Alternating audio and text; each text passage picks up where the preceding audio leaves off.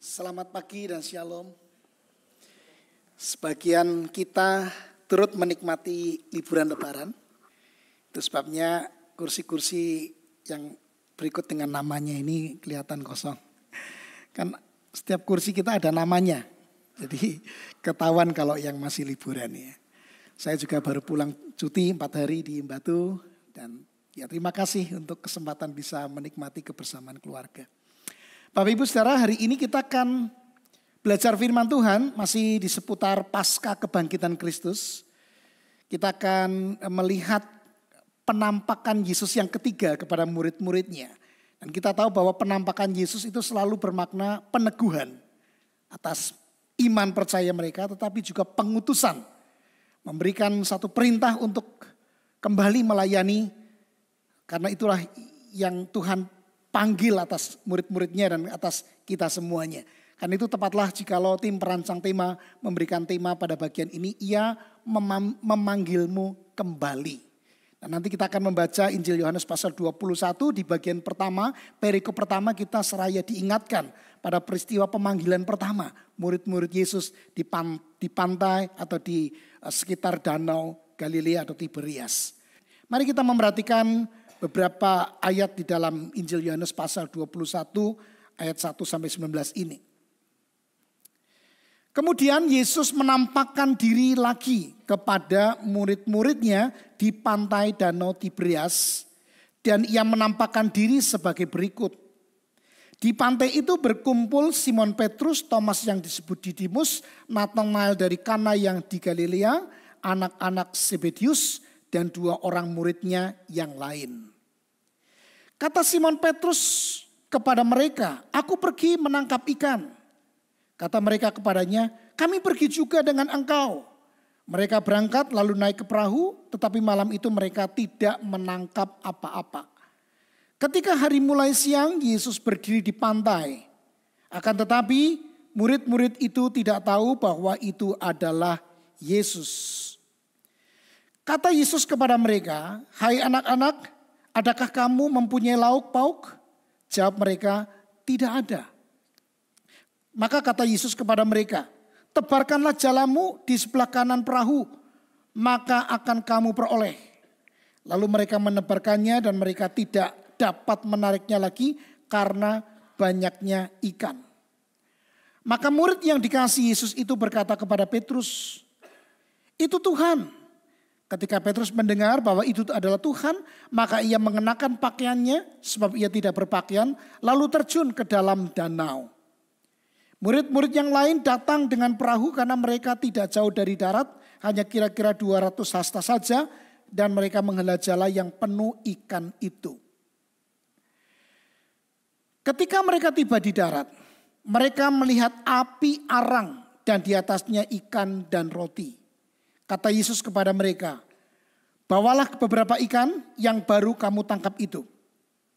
Simon Petrus naik ke perahu, lalu menghela jala itu ke darat, penuh ikan-ikan besar, 153 ekor banyaknya, dan sungguh pun sebanyak itu jala itu tidak koyak.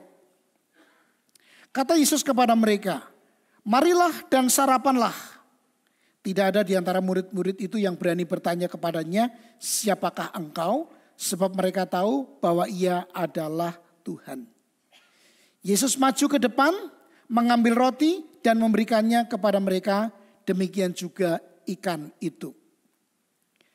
Itulah ketiga kalinya Yesus menampakkan diri kepada murid-muridnya sesudah ia bangkit dari antara orang mati. Sesudah sarapan, Yesus berkata kepada Simon Petrus, "Simon anak Yohanes, apakah engkau mengasihi aku lebih daripada mereka ini?" Jawab Petrus kepadanya, "Benar Tuhan, engkau tahu bahwa aku mengasihi engkau." Kata Yesus kepadanya, "Gembalakanlah domba-dombaku." Kata Yesus pula kepadanya untuk kedua kalinya, "Simon anak Yohanes, apakah engkau mengasihi aku?" Jawab Petrus kepadanya, "Benar Tuhan, engkau tahu bahwa aku mengasihi engkau." Kata Yesus kepadanya, "Gembalakanlah domba-dombaku." Kata Yesus kepadanya untuk ketiga kalinya, Simon anak Yohanes, apakah engkau mengasihi aku? Maka sedih hati Petrus karena Yesus berkata untuk ketiga kalinya, apakah engkau mengasihi aku? Dan ia berkata kepadanya, Tuhan, engkau tahu segala sesuatu. Engkau tahu bahwa aku mengasihi engkau. Kata Yesus kepadanya, gembalakanlah domba-dombaku. Aku berkata kepadamu, sesungguhnya ketika engkau masih muda, engkau mengikat pinggangmu sendiri dan engkau berjalan kemana saja kau kehendaki. Tetapi jika engkau sudah menjadi tua, engkau akan mengulurkan tanganmu dan orang lain akan mengikat engkau dan membawa engkau ke tempat yang tidak kau kehendaki. Dan hal ini dikatakannya untuk menyatakan bagaimana Petrus akan mati dan memuliakan Allah. Sesudah mengatakan demikian, ia berkata kepada Petrus, ikutlah aku. Sampai di sana pembacaan Alkitab firman Tuhan, berbahagialah kita yang mendengar dan memelihara di dalam hidup kita. Bapak Ibu Saudara yang dikasihi Tuhan, kegagalan merupakan peristiwa yang tidak dapat kita hindarkan di dalam hidup kita. Kita semua pernah mengalami kegagalan. Saya bahkan boleh bersaksi hidup saya itu dipenuhi dengan kegagalan-kegagalan. Saya mau ceritakan satu saja sesi kegagalan dalam hidup saya. Waktu saya mempersiapkan ini saya bertanya kepada Tuhan, apakah saya perlu ceritakan ini? Karena ini akan mempermalukan diri saya sendiri. Tapi Tuhan meneguhkan hati saya, kalau itu justru memuliakan Tuhan yang penuh dengan kasih karunia, sampaikanlah. Saya merasa dikuatkan untuk menyampaikan soal ini. Bapak Ibu Saudara, saya sejak kecil melayani Tuhan. Bersyukur keluarga kami Kristen sehingga sejak sekolah minggu saya sudah terlibat di dalam pelayanan. Saya diberi Tuhan bakat musik sehingga saya melayani Tuhan melalui musik. Di sekolah minggu, di kelas-kelas sekolah minggu saya main musik.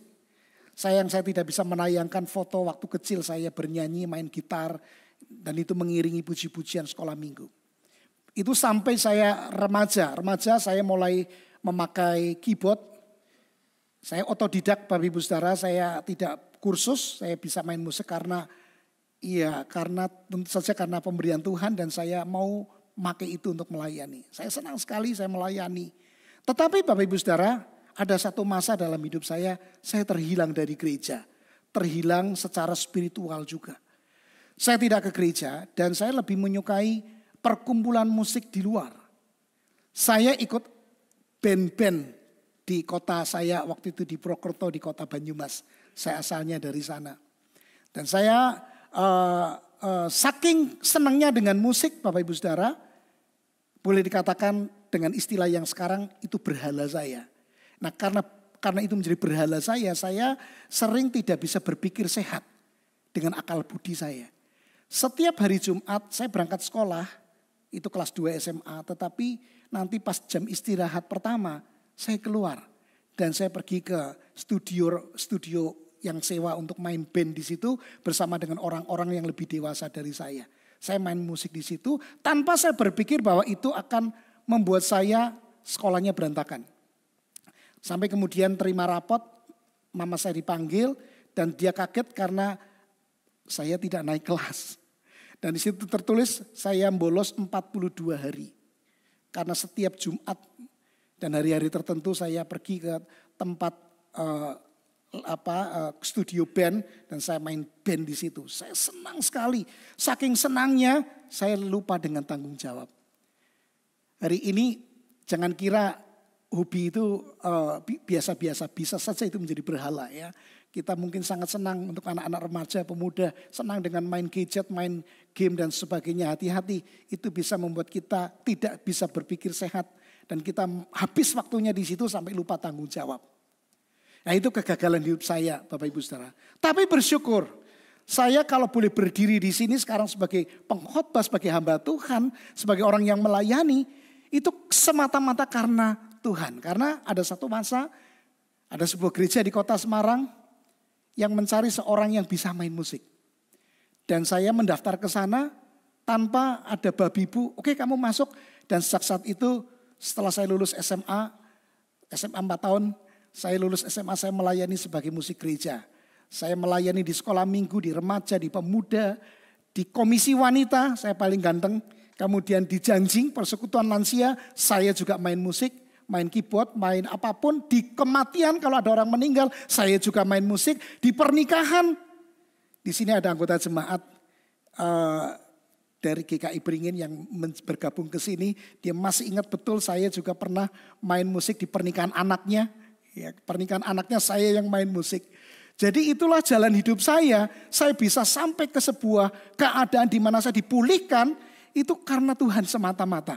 Bahkan saya kemudian terpanggil melayani Tuhan sekolah Alkitab di Saat Malang.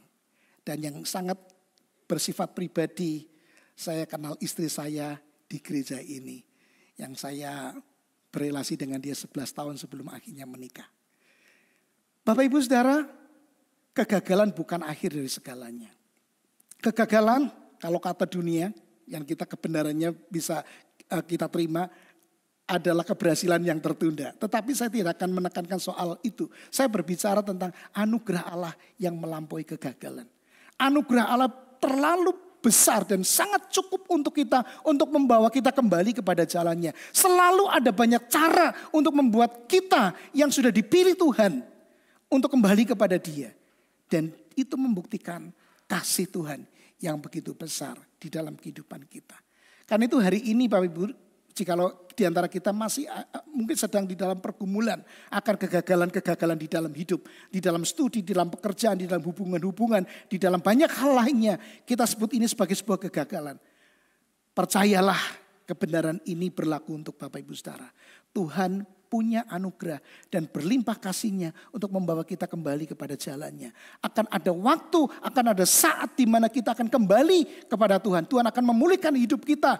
Bahkan Dia memberikan kepada kita sebuah tugas pelayanan di bidang kita masing-masing untuk kita bisa maksimal di sana. Hari ini kita juga melihat kebenaran ini pada diri Petrus, Bapak Ibu Saudara. Kita tahu Petrus adalah seorang yang gagal di dalam perjalanan imannya. Dia pernah menyangkali Yesus Sang Guru. Dia menyangkalinya dengan terang-terangan di depan banyak orang. Tetapi Tuhan kita tahu tidak pernah berhenti mengasihi dia. Tuhan yang pertama dulu telah memanggil dia untuk bersama dengan Yesus. Memberikan sebuah kepercayaan pelayanan kepada murid-muridnya termasuk kepada Petrus. Tuhan yang terus setia terhadap panggilannya. Dia akan terus mengasihi sampai orang-orang ini kembali kepada jalan Tuhan yang benar. Dan hari ini kita melihat di dalam teks ini bagaimana Tuhan menyeting sedemikian sebuah kondisi. Sebuah kondisi supaya mereka ingat panggilan yang mula-mula. Tuhan memanggil dan hari ini Dia memanggil kembali murid-muridnya. Karena memang hati Tuhan ingin mereka berada di jalan Tuhan yang benar itu. Nah, bagaimana Tuhan memanggil mereka dan secara khusus memproses Petrus untuk kembali kepada jalannya. Kita akan lihat bagaimana Tuhan mengucapkan atau menyampaikan sebuah kalimat pertanyaan yang lalu membuat Petrus sedih. Yesus bertanya, apakah engkau mengasihi aku lebih dari mereka ini? Yesus sampaikan pertanyaan yang sama ini sebanyak 3 kali. Nah, sayangnya Bapak Ibu Saudara, saya dulu juga mengkhotbahkan sesuatu penafsiran yang keliru. Karena begini Bapak Ibu Saudara, ini sudah sangat umum ya. Sangat umum bahwa orang mengajarkannya begini. Petrus itu menangis sedih karena apa? Karena Tuhan menurunkan tuntutan kasih-Nya. Kalau di dalam bahasa Yunaninya itu ada penggunaan istilah yang berbeda untuk kasih. Jadi ketika Tuhan berkata begini, apakah engkau mengasihi aku lebih dari mereka ini? Kasih di situ menggunakan kata agapao atau agape yang kita tahu kasih. Yang diterjemahkan kasih Allah, kasih yang rela berkorban, kasih yang sempurna, kasih tanpa syarat. Itu kita memahaminya itu. Tapi Petrus menjawabnya, ya Tuhan engkau tahu bahwa aku mengasihi engkau. Kasih di sini phileo, philia. Jadi kasih persaudaraan. Kalau dalam tafsiran itu maka ada kasih, standar kasih yang diturunkan. Petrus tidak mampu untuk mengasihi Tuhan dengan kasih agape. Dia mampu menjawab kasih philia. Itu yang seringkali kita dengar. Dan saya juga mungkin pernah bercakap-cakap, entah itu mungkin di kelas katekisasi dan sebagainya, mengenai pembedaan jenis kasih di dalam bahasa Yunani ini. Tapi hari ini saya ingin menyampaikan kepada Bapak Ibu, penafsiran itu terlalu dipaksakan. Karena begini, yang pertama, ketika Tuhan Yesus bercakap-cakap dengan mereka, Tuhan Yesus tidak memakai bahasa Yunani tetapi bahasa Aram. Sedangkan Yohanes sendiri ketika menuliskan percakapan ini dalam bahasa Yunani, Yohanes memang sengaja menggunakan kata-kata ini secara silih ganti. Karena ada sinonimnya. Jadi kadangkala dipakai agape, kadangkala dikasih filia. Agape yang dulu sering dipahami sebagai kasih Allah, ternyata di bagian lain kita tahu seperti Demas, muridnya Paulus, mencintai dunia ini sehingga meninggalkan pelayanan. Kata cinta di situ agape. Bukan kasih kepada Allah, bukan kasih Allah, tetapi kasih manusia juga kepada sesuatu yang memang dia cintai. Agape. Jadi ternyata agape bukan milik Yesus saja atau Tuhan saja yang disebutkan sebagai kasih yang begini. Enggak, ternyata bukan. Jadi Petrus di sini menangis, bersedih dan menangis bukan karena Yesus menurunkan tuntutan kasihnya. Bukan. Tapi karena Yesus mengingatkan kembali penyangkalannya. Di situ Bapak Ibu Saudara. Karena Alkitab dengan sangat gamblang menyebutkan maka sedih hati Petrus karena Yesus berkata untuk ketiga kalinya. Pertanyaan ini mengingatkan dia akan penyangkalannya juga sebanyak 3 kali. Dan secara setting tempat meneguhkan itu. Karena setting tempatnya itu pertanyaan itu dilakukan di depan api arang. Dan itu kembali lagi mengingatkan Petrus ketika dia menyangkal Yesus juga di depan api arang. Kemudian setting waktunya di pagi hari ketika Petrus juga menyangkal Yesus. Pada saat itu pertanyaan dilakukan juga pada pagi hari menjelang siang. Jadi seperti diingatkan kepada penyangkalannya, flashback ke belakang. Nah, ini apakah artinya Tuhan sedang menghukum Petrus dan lalu mengatakan kamu itu tidak pantas jadi muridku dan sebagainya. Ternyata Bapak Ibu Saudara, ini adalah cara Yesus memulihkan Petrus. Petrus harus siap menghadapi kegagalan dan menerima kegagalan itu. Karena Tuhan juga sudah menerima kegagalan itu, bahkan Tuhan bermaksud memulihkan dia. Sehingga Tuhan Yesus bahkan percakapan ini terjadi di depan banyak orang. Bukan dalam rangka mempermalukan Petrus, tetapi di dalam meneguhkan Petrus bahwa aku telah membuat kamu layak, kamu muridku. Dan ini dikonfirmasikan di hadapan banyak orang, di depan murid-murid yang lain. Engkau muridku bukan karena kemampuanmu, tapi karena aku mengasihi kamu. Ini bicara tentang kasih yang sangat besar. Dan bagaimana sekarang seharusnya kita merespons terhadap kasih Allah yang besar yang memanggil kita kembali kepada jalan Tuhan. Saya mendapati ada 3. Yang pertama Bapak Ibu Saudara, kita harus selalu senantiasa mengakui keterbatasan kita dan ketidaklayakan kita. Maaf kalimat yang tadi terlewatkan. Kita harus mengakui ketidaklayakan kita di hadapan Tuhan.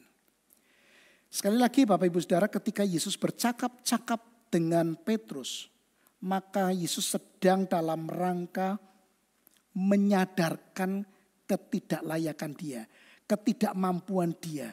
Tetapi kasih Allah melampaui ketidaklayakan itu, ketidakmampuan itu, bahkan kegagalan.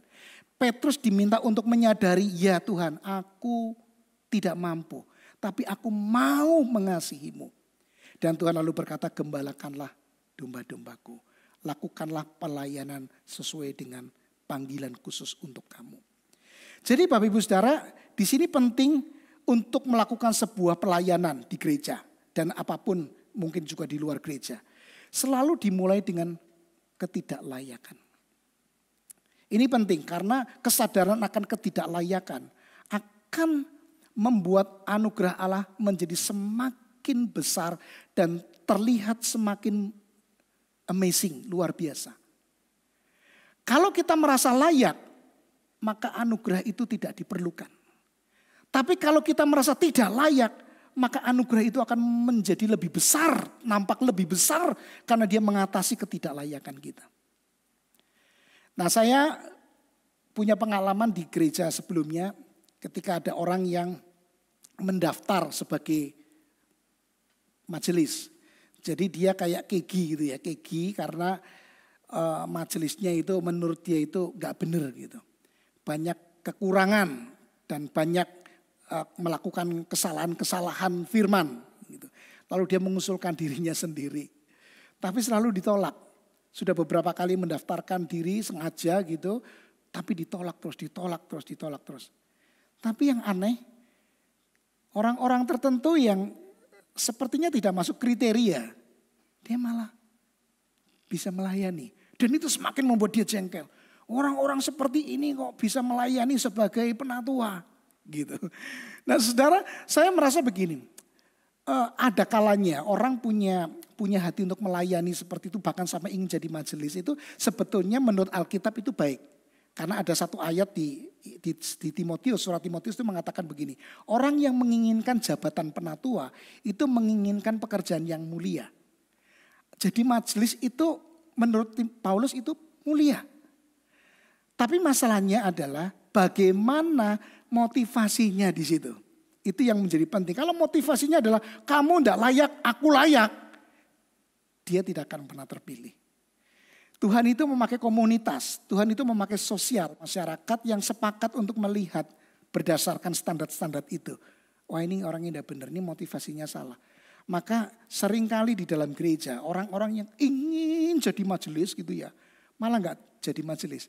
Tapi orang yang tidak pernah berpikir jadi majelis malah bisa jadi majelis. Aku tidak layak. Justru orang yang tidak layak itu yang dipilih oleh Tuhan. Karena Tuhan ingin memperbarui, akan memulihkan orang-orang yang sadar akan kebutuhan akan anugerah Tuhan itu. Nah, saya khawatir Bapak Ibu Saudara, saya khawatir begini. Ini saya mengamati ya, dan saya sepakat dengan beberapa orang yang pernah diskusi dengan saya soal ini. Misalnya di kelompok kecil ya, ini konteksnya kelompok kecil. Kelompok kecil itu katanya lebih cocok untuk orang-orang Kristen baru, petobat-petobat baru. Dan saya melihat itu ada benarnya karena orang-orang Kristen baru itu pertumbuhannya cepat. Jadi orang Kristen baru, di member saya juga ada orang Kristen yang baru, itu pertumbuhannya juga bagus. Semangatnya untuk menginjil, gandeng tetangganya untuk ke gereja, ada yang dibawa ke gereja, saudara-saudaranya dibawa ke gereja, itu member cross saya. Itu orang Kristen baru, semangatnya bagus.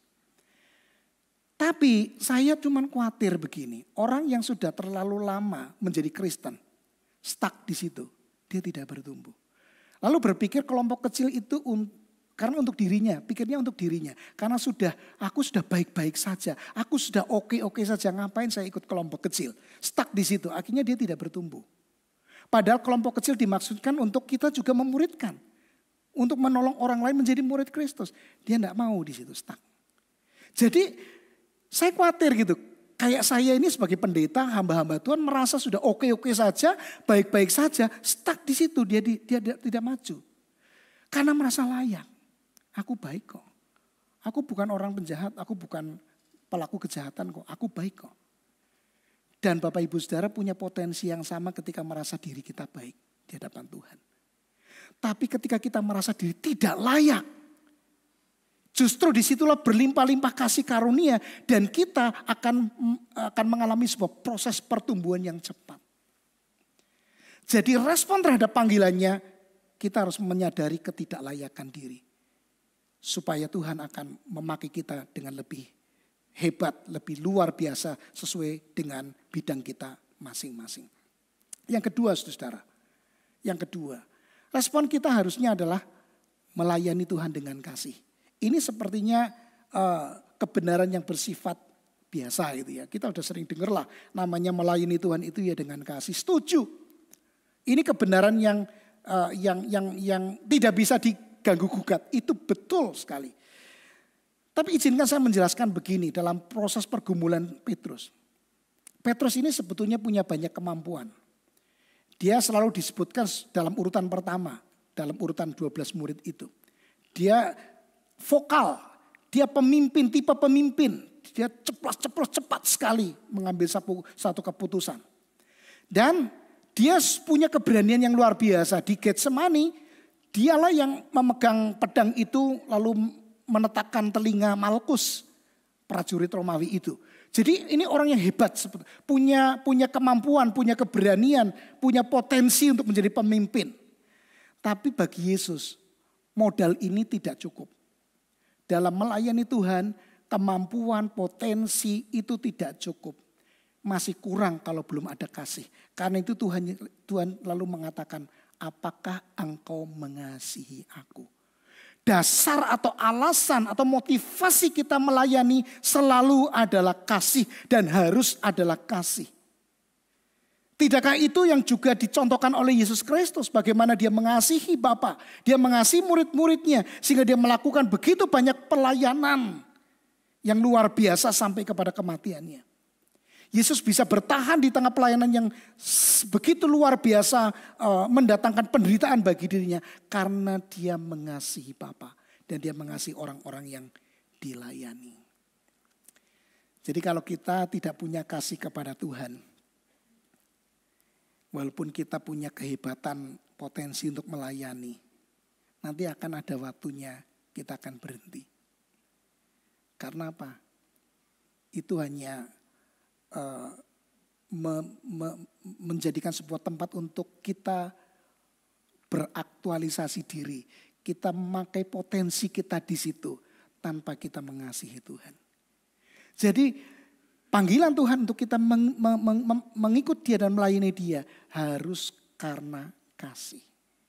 Nah, bagaimana menimbulkan kasih ini atau menjaga kasih ini selalu ada dalam hati kita? Ingat kasihnya, ingat kebaikannya. Ingat apa yang sudah dilakukan oleh Yesus di kayu salib untuk kita orang-orang yang tidak pernah layak untuk diselamatkan. Hanya dengan cara kita mengingat kasihnya, maka kita akan menyadari ketidaklayakan kita dan kita akan memberi kasih kita kepada Tuhan. Melayani bukan untuk mendapatkan sesuatu tetapi sebagai ucapan terima kasih karena Tuhan sudah mengasihi saya, sudah mengasihi kita. Dan inilah yang Tuhan inginkan Petrus lakukan di dalam pelayanan yang dipercayakan kepada dia. Dan yang ketiga Bapak Ibu Saudara, ini juga sepertinya umum kebenarannya. Kita melayani tentu adalah untuk memuliakan Tuhan, setuju. Tetapi pengertiannya bukan seperti ini saja. Kita melayani Tuhan itu harus maksimal dengan bidang kita masing-masing, setuju. Modal potensi harus dimanfaatkan dengan sebaik-baiknya. Yang bisa main musik lah yang baik, memimpin pujian, lakukanlah yang sebaik-baiknya, melakukan apa saja yang sebaik-baiknya. Itu adalah cara kita memuliakan Tuhan. Tetapi cara memuliakan Tuhan yang dimaksudkan di sini itu tidak mudah. Saudara lihat konteksnya. Tuhan Yesus berkata, apa yang dikatakan itu untuk memberitahu bahwa Petrus akan mati dan memuliakan Allah. Saudara perhatikan, kematian Petrus akan memuliakan Allah. Kematian, ini kan tidak nyaman ya bicara tentang kematian. Dan lebih menarik lagi di ayat sebelumnya, untuk sampai kepada kematian, sesuai dengan tradisi dia dibalik, salib kebalik, itu ada sebuah proses yang namanya melepaskan kehendak diri. Jadi Petrus pada waktu muda dia mengikat pinggang dan pergi kemana saja yang dia kehendaki. Yang Petrus kehendaki. Tetapi ketika tua, Tuhan Yesus berkata, engkau akan mengulurkan tanganmu akan diikat dan kamu akan dibawa ke tempat di mana kamu tidak kehendaki. Ini paling berat. Orang memuliakan Tuhan dengan potensi kita itu mudah. Dengan dana, dengan uang, dengan apapun bisa kita lakukan. Tapi ketika kita memuliakan Tuhan dengan melepaskan kehendak kita. Korban perasaan, dikritik, ya, diomelin. Sudah memberi yang terbaik, masih dikritikin. Tidak dipuji tapi direndahkan. Tapi kita tetap setia kepada Tuhan. Itu bentuk memuliakan Tuhan yang paling baik. Gampang kalau kita melayani Tuhan tapi kita semua dalam keadaan baik. Kita berkorban kasih uang tapi kita masih punya banyak uang. Bisa dilakukan. Tetapi ketika kita menjadi Nobody. Kita di hadapan Tuhan itu bukan siapa-siapa. Di hadapan orang kita dianggap, kamu itu pelayananmu kayak gitu. Direndahkan tapi tetap semangat melayani Tuhan. Itulah tanda yang Tuhan ingin terjadi pada kita untuk memuliakan Dia. Gampang saudara melayani Tuhan kalau baik dipuji ya. Itu gampang. Tapi kalau melayani Tuhan sudah maksimal, masih ada yang mengkritik, tapi kita tetap melayani Tuhan dengan serius, itu bentuk memuliakan Tuhan. Saya mengapresiasi teman-teman saya yang kalau dari segi waktu itu mereka lebih awal datangnya di gereja. Tadi pagi saya salah sebut ya, bukan 5:30 tapi 5:30. Betul ya, teman-teman kita itu 5:30 sudah datang di gereja untuk latihan. Belum hari-hari sebelumnya mereka melayani Tuhan. Latihan beberapa kali. Kalau hamba Tuhan datang jam 6. Ya, tadi saya rada terlambat jam 6:10. Udah ditelepon korlapnya. Saya baru pertama kali ditelepon korlap karena lebih jam 6 jam 10. Padahal saya sudah di gereja. Tapi masih di bawah. Nah saudara, saya apresiasi mereka kadang lebih gasik, lebih duluan daripada hamba-hamba Tuhan loh. Ya, lebih cepat daripada kita hamba-hamba Tuhan. Hamba Tuhan masih kadang mepet-mepet kurang 5 menit, kurang 10 menit. Ya, ini juga menjadi refleksi untuk kita semua. Ya. Tapi mereka datang lebih dulu melayani Tuhan. Tapi saya harus mengingatkan ujian pelayanan kita bukan ketika kita memberi waktu kita, potensi kita. Ujian waktunya adalah ketika kita dianggap bukan siapa-siapa, direndahkan, tidak dipuji, tapi kita tetap melayani dengan sungguh-sungguh. Ketika kita melakukan itu, maka Tuhan dimuliakan. Dan inilah yang Petrus lakukan. Dia mengelurkan tangannya, diikat, dibawa kemana, ke tempat di mana dia tidak pernah kehendaki. Dia melepaskan kehendak dirinya. Dia mau melakukan semua asalkan demi ketaatan kepada Tuhan yang dia cintai. Hari ini Bapak Ibu Saudara, Tuhan memanggil kita. Kita berangkat dari kehidupan yang penuh dengan kegagalan. Saya percaya itu, bukan hanya saya. Mungkin dalam perjalanan iman saudara juga mengalami kegagalan-kegagalan. Tetapi Tuhan penuh dengan kasih dan anugerah. Dia memanggil kita kembali. Bukan hanya menerima kegagalan kita, tapi Dia ingin memulihkan kita. Dan melibatkan kita di dalam pelayanan. Maka sekarang sebagai responnya, akui ketidaklayakan diri. Siapa aku? Lakukan semua bentuk pelayanan kita dengan kasih. Karena Tuhan sudah mengasihi kita lebih dulu. Lakukan semuanya untuk memuliakan Tuhan. Dan bukti yang terberat untuk kita adalah belajar melepaskan kehendak. Walaupun kita dihina, kita dicaci, kita tidak dihormati. Tapi tetap kita berada di jalan Tuhan yang benar. Saya percaya dan yakin ketika kita melakukan bagian kita masing-masing. Tuhan akan dimuliakan. Tuhan akan melihat kita dan mengatakan kepada kita, engkau hambaku yang setia, engkau hambaku yang baik.